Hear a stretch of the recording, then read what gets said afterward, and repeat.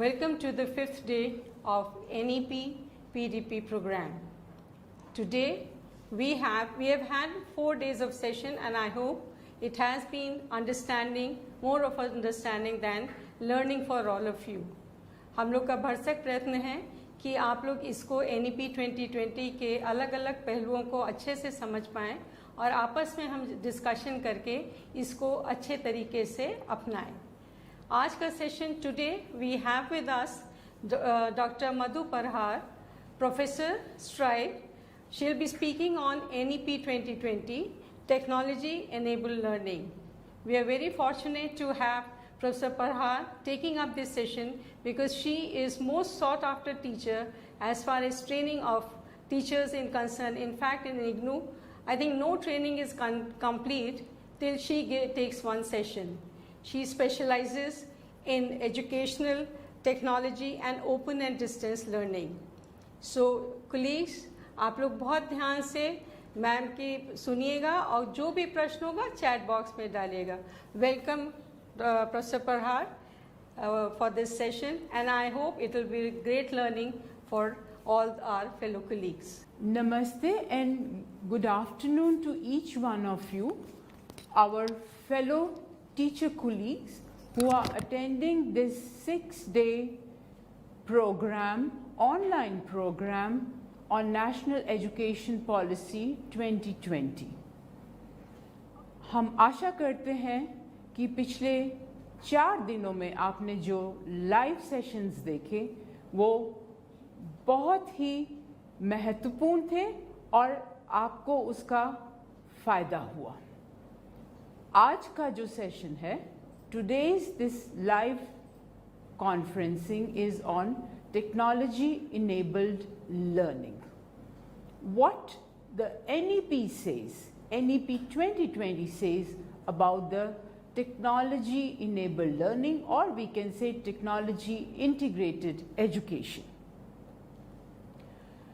Now, for us, for each of us, the teachers, this policy document is actually like a scripture.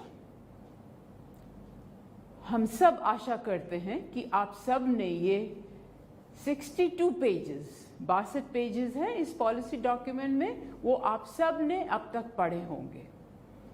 जैसे आप देख सकते हैं 21 भाषा में ये पॉलिसी डॉक्यूमेंट जो है वो अवेलेबल है, इंटरनेट पे है, वेब पे है. कुछ तो अगर आप स्क्रीन पे देखेंगे गुजराती, तमिल और बहुत सारी भाषाओं में ये अवेलेबल है. इसको ध्यान से पढ़िए और आपको फर्स्ट पेज से, पहले पन्ने से आखिरी पन्ने तक पढ़िए और I am sure each of one we will learn through this document. तो सबसे पहले दो स्ट्रक्चर ऑफ पॉलिसी डॉक्यूमेंट आप सबको पता होगा. Why we are talking about the structure? Because it has introduction right from school education to higher education. Part 3 consists of other key areas of focus and part 4 consists of making it happen. Why these 5 are in the document? Because it has a significance. What is the significance?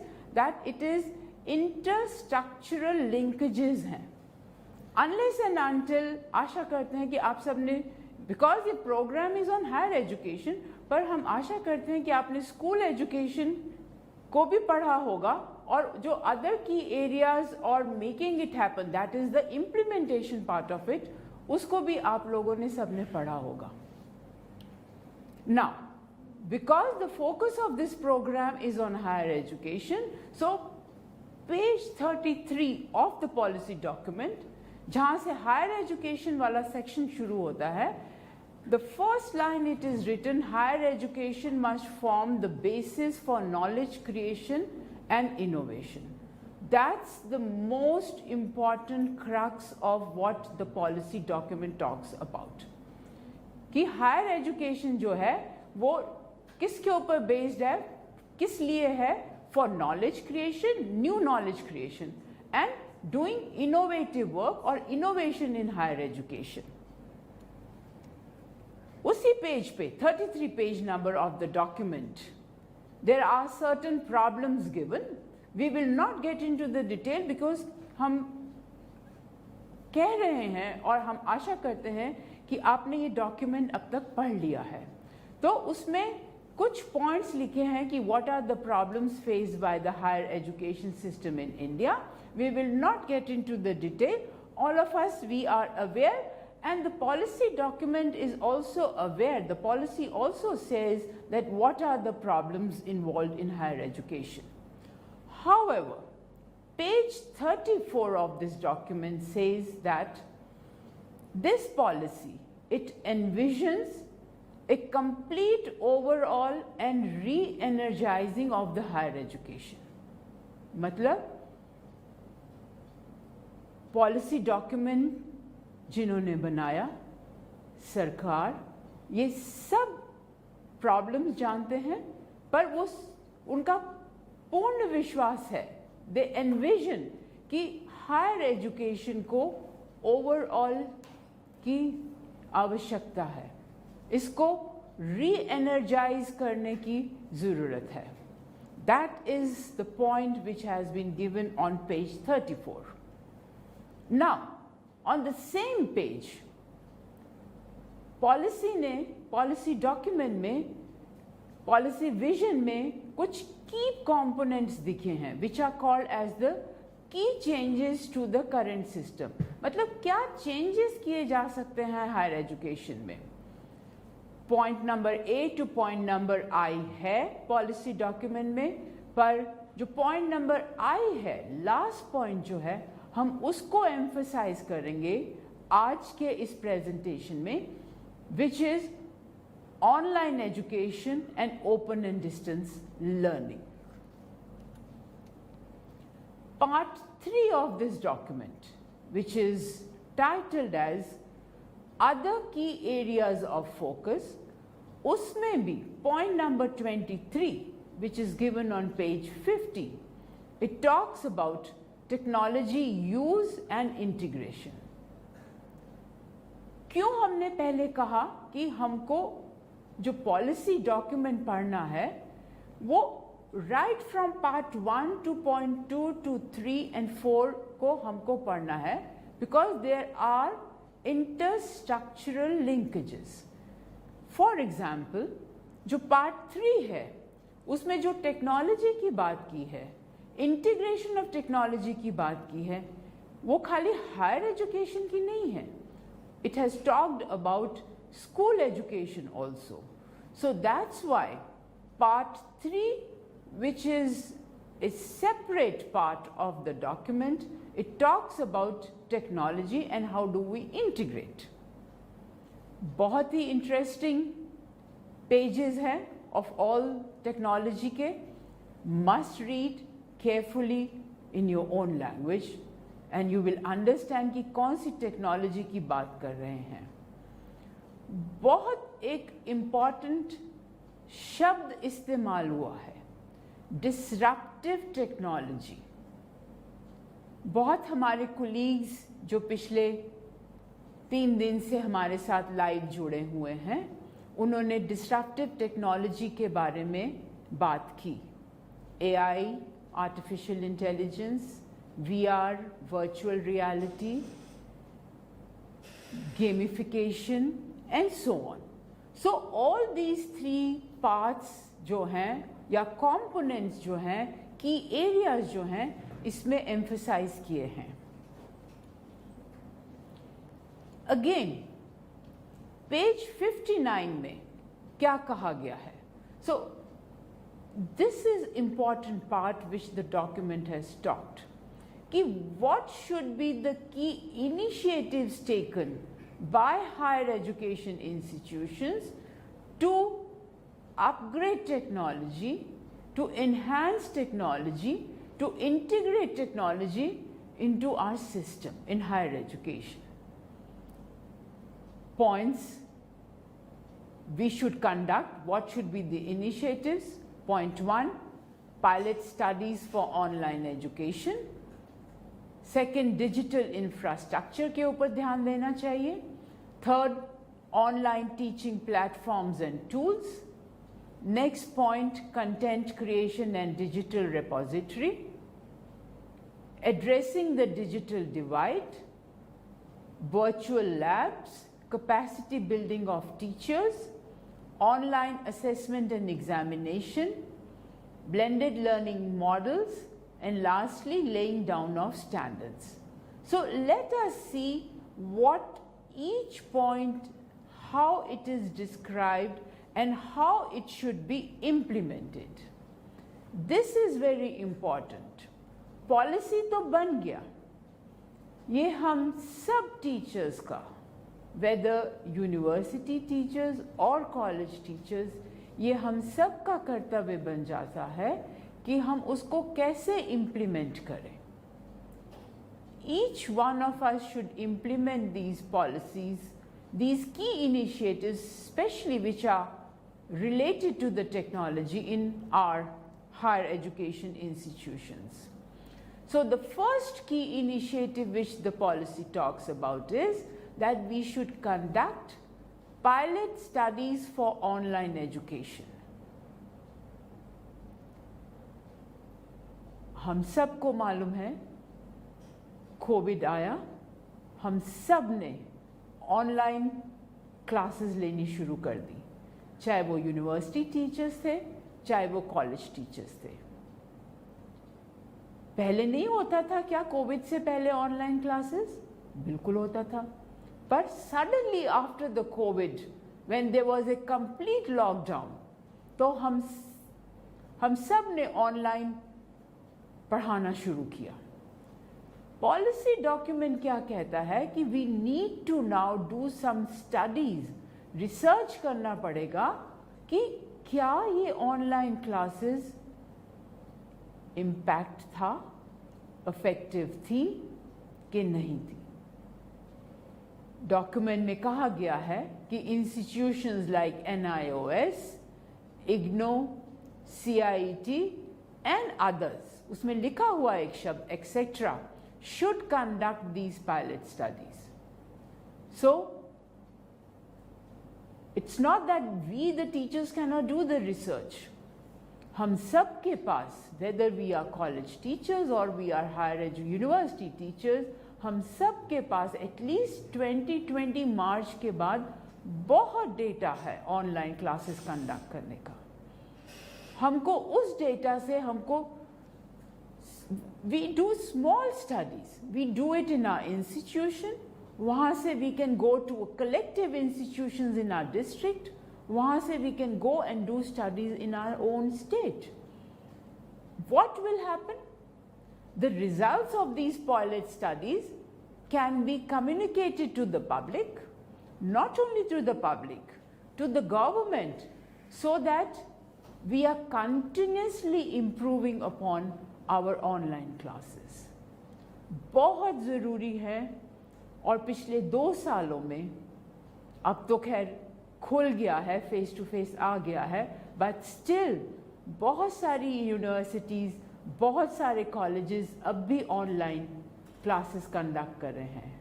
और best example तो यही है, हम television के through आपसे we are connected. So can we do these studies and the result be communicated and implement those results to improve our online classes.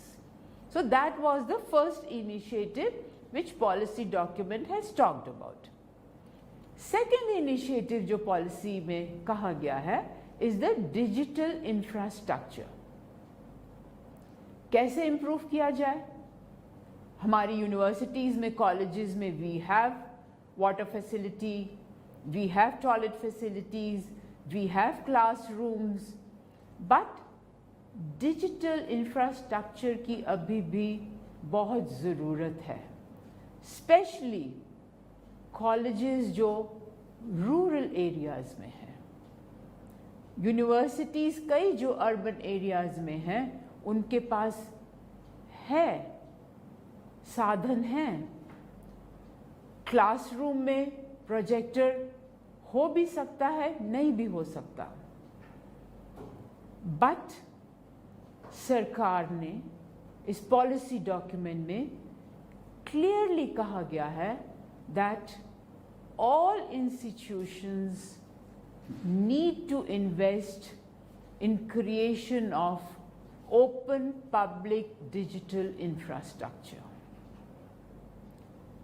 जब तक एक टीचर के पास क्लासरूम में कंप्यूटर नहीं होगा, प्रोजेक्टर नहीं होगा, तो एक फेस टू फेस में भी आपने देखना है आप सब पावर पॉइंट बनाते हैं और अपना प्रेजेंटेशन करते हैं, otherwise it is a black board presentation. पर जब हम डिजिटल इंफ्रास्ट्रक्चर की बात करते हैं, बहुत इंपॉर्टेंट है टीचर के पास होना, खाली टीचर के पास नहीं, स्टूडेंट्स के पास भी होना, that's also important component. Third initiative जो डॉक्यूमेंट में कहा गया है is online teaching platforms and tools. There are several online teaching platforms which are available, which we the teachers can use. Tools कौन से use कर सकते हैं? Two-way videos, two-way audios. जब मैंने मेरे colleagues ने इग्नो ज्वाइन किया, हमारे पास electronic media production centre, it's a big unit we have, हमारे पास टू-वे ऑडियो फैसिलिटी थी, अब भी है। टू-वे ऑडियो फैसिलिटी का क्या फ़ायदा है? You can interact with the teachers directly. जैसे आप अभी अपने चैट में आप अपने प्रश्न डाल रहे हैं, प्रश्न पूछ रहे हैं, that's what interactivity is important. Unless and until there is no interactivity, जब आप टीचर्स और स्टूडेंट्स को आप इंगेज नहीं करेंगे तो जो लर्निंग है इट्स नॉट इम्पैक्टफुल। सो इस डॉक्यूमेंट में कहा गया है कि we need to have online teaching platforms, we need to have online teaching tools also, so that जो online classes है they are more impactful. Next initiative is content creation digital repository. जब हम digital repository की बात करते हैं तो first day बहुत सारे टीचर्स ने, कोलीग्स ने एक प्रश्न पूछा था, national digital library. So that's one of the example, national digital library, it's a big repository maintained by IIT Kharagpur. I am sure many of you must have by this time visited this repository. बहुत सारे disciplines, whether you take engineering or you take sciences or you take humanities, बहुत books, बहुत courses, बहुत literature, it's available. और खाली Hindi English में नहीं है, ये major regional languages में material is available. Not only text material, videos are available on this NDL, National Digital Library Repository.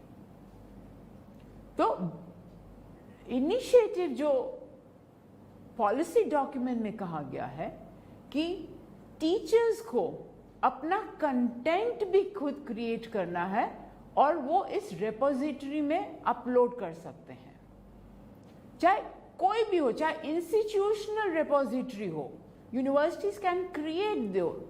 For example IGNOU के पास अपना ई ज्ञान कोश है, that is a digital repository. हमारे सारे कोर्सेज, हमारे सारे वीडियोस इस डिजिटल रेपोजिटरी में हैं। So the universities has to think that they can also develop their own repositories where teachers can upload their content. They can upload their PowerPoint presentations. They can upload their assignments. क्या फ़ायदा होगा कि एक तमिलनाडु में एक teacher ने suppose for example एक subject पे पावरपॉइंट प्रेजेंटेशन बनाया. Why can't a teacher in Punjab access those PowerPoint presentations? That will be very useful. बहुत डॉक्यूमेंट में लिखा हुआ है कि आप इन डिजिटल रेपोजिटरीज पे AR VR को भी डेवलप करें, उसको भी अपलोड करें. Virtual realities, augmented realities, all those things should be created by the teachers, and that initiative we need to take. Next point or next initiative again which the policy says is about addressing the digital divide. इसमें ज़्यादा कुछ कहने की मैं समझती नहीं हूँ आवश्यकता है, क्योंकि all of us during the last 2 years during our COVID time we have experienced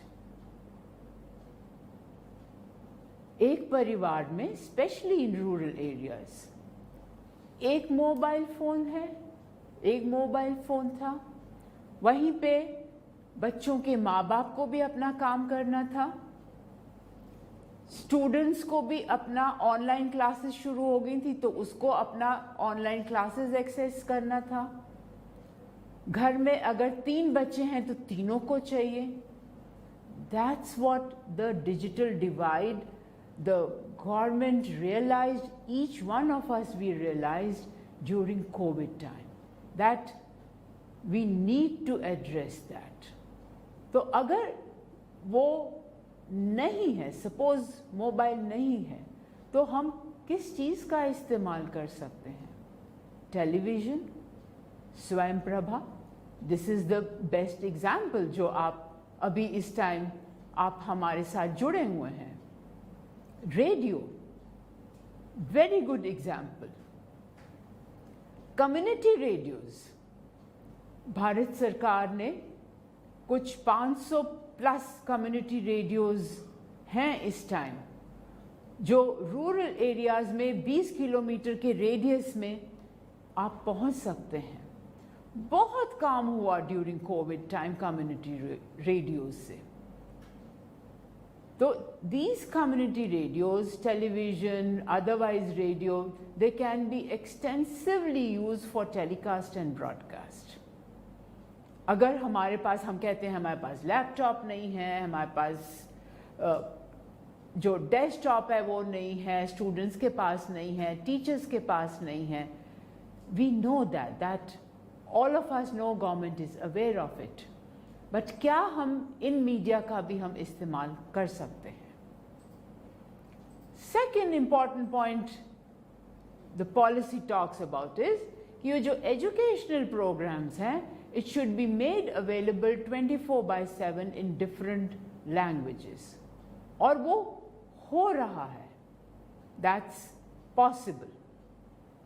now digital divide की जब हम बात करते हैं, it is not only the division of the devices, मतलब ये नहीं कि खाली की devices ही नहीं हैं.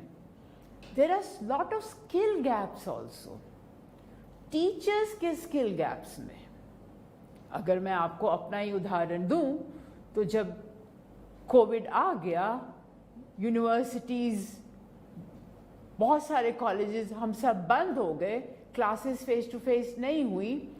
हम सबको, मेरे को भी जब ऑनलाइन करना पड़ा, सडनली बहुत सारी चीज़ें हमने सीखी कि जूम पे कैसे करना है, गूगल पे कैसे करना है, टीम्स पे कैसे जाके काम करना है.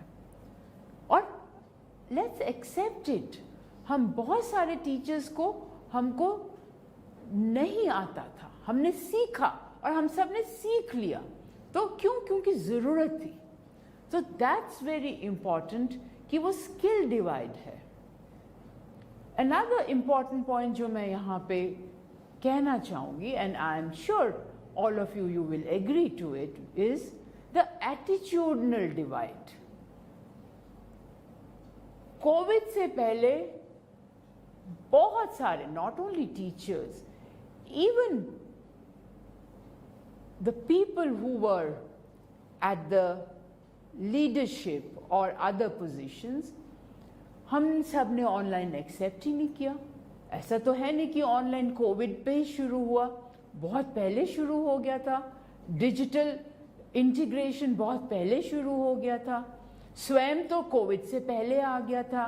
दीक्षा प्लेटफॉर्म एनसीईआरटी ने जो किया वो तो पहले आ गया था, पर हम यूज नहीं कर रहे थे। That's what the attitude. But each one of you immediately started using online classrooms, teaching through online platforms immediately. So क्या हुआ? हमारा attitudinal change हुआ. There was a divide. This we have to see. Digital divide की तो हम, device divide की तो हम बात कर चुके हैं, but government is fully aware, they are working, but we the teachers also need to address, and that's what is important when we talk about कि हम NEP implement कैसे करेंगे. Next point, which again the document talks about, and very important initiative, is the virtual labs. अब virtual labs ऐसा तो नहीं है कि कोविड के दौरान ही आया. This is a project by ministry of education before Covid. बहुत सारे इंस्टीट्यूशंस हैं, specially I will talk about कि जो इतने भी IITs हैं, फ्यू IIMs और कुछ universities, higher education universities, they are the nodal agencies for virtual labs. What are these virtual labs? These are simulation. जैसे हम सब, specially this is very important for the science teachers जो physics, chemistry, biology पढ़ाते हैं, biochemistry, even computer science teachers. These experiments are available online. अगर आप Google करेंगे तो वर्चुअल लैब्स करके गूगल करेंगे तो आपको ये मिल जाएंगे. कोविड के से पहले these virtual labs were only used by engineering colleges or IITs. Teachers of the formal universities, कई बहुत सारी, I mean, ऐसी बहुत टीचर्स होंगे भी जिनको virtual labs के बारे में पता होगा, पर ज़्यादातर टीचर्स को they were not aware of it. After COVID they got aware when all colleges were closed, universities were closed. Students, especially the science students, they were not able to go to the labs. तो क्या हुआ? Online class में तो teacher ने class ले ली chemistry की या physics की, पर एक्सपेरिमेंट तो नहीं हम कर पाए. एक्सपेरिमेंट्स करने के लिए तो लैब में जाना पड़ेगा. तो these virtual labs were very important. और दूसरा, खाली अब तो खुल गया हमारे स्कूल कॉलेजेस, स्टूडेंट्स जा रहे हैं लैब में, एक्सपेरिमेंट कर रहे हैं. पर आप सोचिए कि अगर हमने केमिस्ट्री में एटम्स, प्रोटॉन्स, न्यूट्रॉन्स, इन सब को, चैप्टर तो है ना, आप सबको पता चैप्टर है, हम सब पढ़ते हैं, हम सब पढ़ाते हैं. थ्योरी में कैसे पढ़ाएंगे? क्लासरूम में कैसे दिखाएंगे? तो ये जो वर्चुअल लैब्स है, ये इसके द्वारा, सिमुलेशन के द्वारा, students they are able to see it live on their own screens. I am sure all of you can promote this freely available. कोई पैसा नहीं है लगेगा. Just go to the internet, Google it, and you will find it out. Several experiments have been done and they are successful. Universities, especially जो मैं कह रही हूँ, पहले तो IITs करती हैं, engineering colleges करते हैं, उन्होंने impact भी study किया है of virtual labs and they find that it's very important. Try करिएगा, कोशिश करिएगा, अपने students को बताइएगा and then let us know it is impactful, it is effective. Another point which the document talks about is training and incentives for teachers. ये हमने पहले भी कहा, हम सबको ट्रेनिंग की, कैपेसिटी बिल्डिंग की आवश्यकता है. हम सब ने, कोविड आया, जरूरत थी, हम सब ने सीख लिया जूम पे कैसे काम करना है, जूम पे जाके कैसे क्लासेस लेनी है, गूगल कैसे करना है, कैसे उस गूगल लिंक बनाना है एंड सो ऑन. तो हम सबको कैपेसिटी बिल्डिंग की बहुत आवश्यकता है.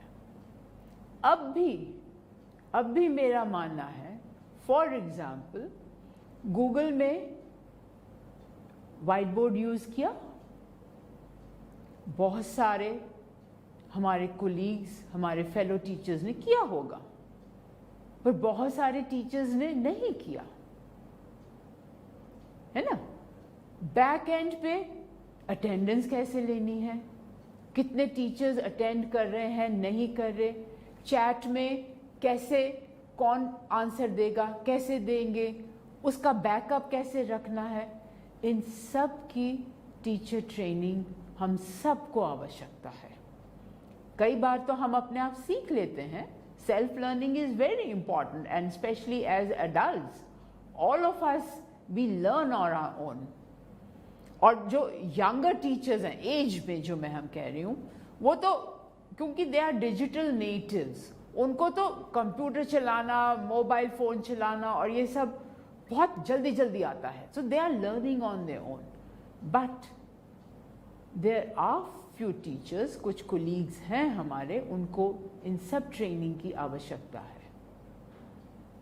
और पॉलिसी डॉक्यूमेंट में ये कहा गया है कि उसके साथ साथ, ट्रेनिंग के साथ साथ इंसेंटिव्स देना भी टीचर्स को बहुत आवश्यक है.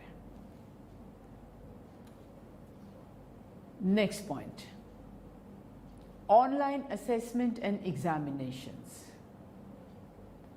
सडनली जब कोविड के दौरान बंद हो गया तो हम सब टीचर्स को लगा, ओ असेसमेंट कैसे करेंगे, एग्जामिनेशन कैसे लेंगे. उससे पहले भी हो रहे थे, अब आजकल तो बहुत ही हो रहे हैं. आप नीट की परीक्षा देख लीजिए, आप CUET की देख लीजिए, which is common university entrance test, सब ऑनलाइन हो गया ना.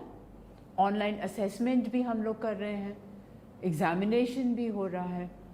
पर यस, जो हमने पहले कहा, हम सबको ट्रेनिंग की आवश्यकता है. This is not anything impossible, it's already happening, पर और इसमें सुधार की आवश्यकता है और हम कर रहे हैं. All of you you can learn this.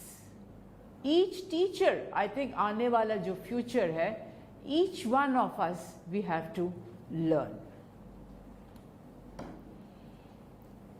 Another very important point which the document or the key initiatives, technology integration की जब हम बात कर रहे हैं, वो है blended models of learning. Blended models, as the name suggests, कि आप कैसे blend कर रहे हैं learning को. अब तक क्या हो रहा था, हमारा सिर्फ face to face था. Classrooms जो थे face to face थे. पर अब क्या किया हमने, ऑनलाइन क्लासेस भी होगी, तो क्या हुआ, टेक्नोलॉजी का ब्लेंड हो गया, हमारा लर्निंग का ब्लेंड हो गया. तो there are several models which talks about the blended learning, which all of you can do experiments with it. ये इसी का एग्जाम्पल ले लीजिए. आप सबको लर्निंग मटेरियल मिल गया. सबसे पहले तो आप एनरोल हुए, आपको लर्निंग मटेरियल, आपके मॉड्यूल्स थे वो मिल गए, आपके पास वीडियोस थे, आपने देख लिया, पढ़ लिया. अब क्या हुआ? पिछले 5 दिन से 1-1 घंटा आपका लाइव कॉन्फ्रेंसिंग हो रही है. What is this? This is blended. This is blending of learning. That's what it's important. तो आप बहुत सारे ऐसे एक्सपेरिमेंट्स आप खुद एज ए टीचर कर सकते हैं. उसमें डरने की बात नहीं है कि गलत हो जाएगा, ऐसे कैसे हो जाएगा. What you are doing is you are doing experimenting. Experiment से एक एक्सपेरिमेंट फेल हो सकता है, दूसरा सक्सेसफुल हो सकता है. You can do implement it. That's what important it. Flip learning का नाम सुना होगा, फ्लिपिंग, कि आप अपने स्टूडेंट्स को कहें पहले कि आप 1, 2, 3 वीडियोस इस सब्जेक्ट के ऊपर या इस कॉन्सेप्ट के ऊपर देख के आए. फिर क्लास में आप उनसे प्रश्न पूछें. तो इंस्टेड ऑफ वो जो हम एक बात करते हैं लर्निंग थ्योरीज इंस्ट्रक्टिविस्ट की, कि एक टीचर जो है आके सिर्फ इंस्ट्रक्शन देता है, वो क्या होगा? वो खत्म हो जाएगा. It will be constructivist model of learning. So blending हम क्या कर रहे हैं? Of technology, of constructivist learning, of instructivist and methods and media also. बहुत एम्फसाइज किया गया है ब्लेंडेड मॉडल्स ऑफ लर्निंग को in this document.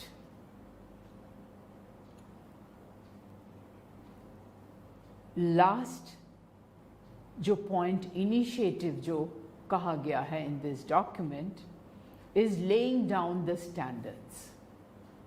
Very very important. कहीं हमारा कंटेंट गलत ना हो जाए. ऑनलाइन में है ना, क्लासरूम में भी नहीं होना चाहिए जब हम फेस टू फेस पढ़ाते हैं. पर जब ऑनलाइन हो गया हमारा कंटेंट, वो तो पब्लिक डोमेन में चला गया. तो हमारा जो कंटेंट है उसका एक स्टैंडर्ड होना चाहिए. हमारे जो वीडियोस हैं उसकी क्वालिटी होनी चाहिए. सो this document, it talks about that each one of us, the teachers, we have to see how do we lay down the standards of our content, whether it is a video or it is a textual material or discussion forum also. खाली यही नहीं है कि videos, हम discussion में हम क्या discuss कर रहे हैं. फ्रेंड्स, NEP 2020 जो है, it's transformative. It's a very, very important transformative document which is going to transform our education system. किसके ऊपर डिपेंड करेगा? It will depend on the implementation. How we the teachers इसको हम implement करें. ऐसा नहीं है कि मैं कहूँ कि मैं एक वेस्ट बंगाल में या तमिलनाडु में या आंध्र प्रदेश में किसी कॉलेज में हूँ, मैं नहीं कर सकती या नहीं कर सकता. हम अपने लेवल पे हम इसको जितना इम्प्लीमेंट कर सकते हैं, यूनिवर्सिटीज़ में हम जितना इम्प्लीमेंट कर सकते हैं, we should do it. Lastly, document, as you all must be knowing, is available in our regional language. Read it. उसको अपनी भाषा में लिखा हुआ है, अपनी भाषा में पढ़ें. And we wish all good wishes to each one of you for policy implementation.